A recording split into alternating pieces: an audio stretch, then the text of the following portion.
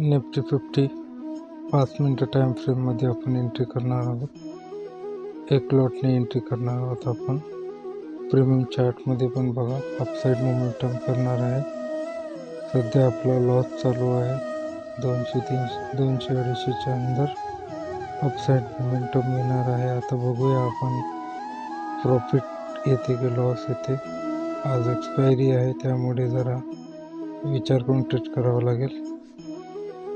Sideways market दिसत आहे पण अपसाईड मुवमेंट होत आहे. आता बघूया आपण आपल्याला टार्गेट मिळते या कॉस्ट टू कॉस्ट निघावं लागेल, कारण की लॉस करायचं नाही आहे. आपल्याला आलेला प्रॉफिट जाऊन द्यायचं आहे. त्यामुळे आपल्याला खूप विचार करून ट्रेडला मॅनेज करावं लागेल. काल पण साईडवेज मार्केट होतं. आज बघूया कसं करतंय मार्केट, त्या हिशोबाने आपण पोझिशन स्क्वेअर अप करू.